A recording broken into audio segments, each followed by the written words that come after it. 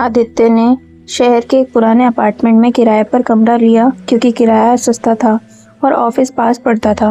मकान मालिक ने बस एक अजीब सी बात कही थी, ऊपर वाले फ्लैट में कोई नहीं रहता, इसीलिए अगर आवाज़ आए तो ध्यान मत देना।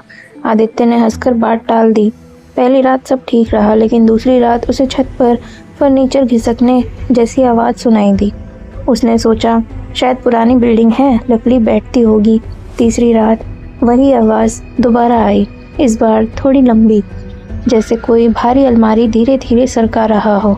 आदित्य झुंझलाया।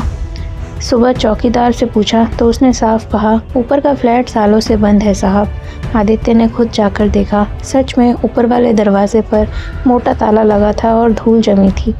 उसे थोड़ा अजीब लगा, लेकिन उसने सोचा शायद कोई जानवर होगा। कुछ दिनों बाद उसे एक और चीज़ महसूस हुई।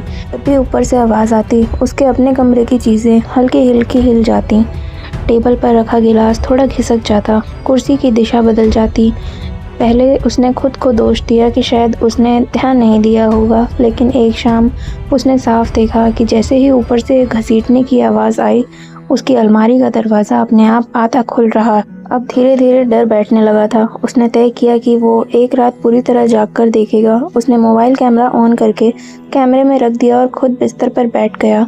कुछ देर बाद वही आवाज़ आई, धीरे धीरे कुछ घसीटने की, इस बार साफ, लगातार। आदित्य ने छत की तरफ देखा और तभी उसे एहसास हुआ, आवाज़ ऊपर से नहीं आ रही थी, वो आवाज़ उसके अपने कमरे से आ रही थी।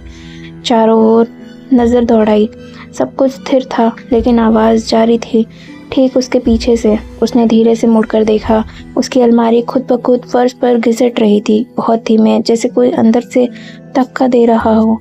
आदित्य के हाथ पैर सुन्न हो गए। अलमारी दीवार से हटकर कमरे के बीचों बीच आ गई।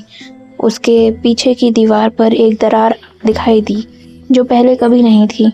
दरार के पीछे अंधेरा था और अंधेरे में एक खाली जगह, जैसे कोई छोटा कमरा। तभी उसे समझ आया, ऊपर वाला फ्लैट असल में ऊपर नहीं था, वो उसके कमरे के ठीक पीछे दीवार के उस पार था, एक बंद हिस्सा जिसे सालों पहले बंद कर दिया गया था। आवाज़ दरअसल उसके कमरे से ही आ रही थी और वो हिस्सा धीरे धीरे रास्ता बना रहा था। अगले दिन बिल्डिंग में अफरा तफरी मच गई। आदित्य का कमरा खाली मिला, सामान बिखरा हुआ था। अलमारी कमरे के बीचों बीच खड़ी थी। दीवार के पीछे सच में एक छोटा बंद कमरा मिला, बिना खिड़की, बिना दरवाजे के, बस अंदर से खरोचों के निशान। पुलिस रिपोर्ट में लिखा गया कि संभावना है कि किराएदार खुद दीवार तोड़कर अंदर गया और बाहर नहीं निकल पाया, लेकिन सच ये था कि दीवार बाहर से नहीं टूटी थी, वो अंदर से खोली गई थी।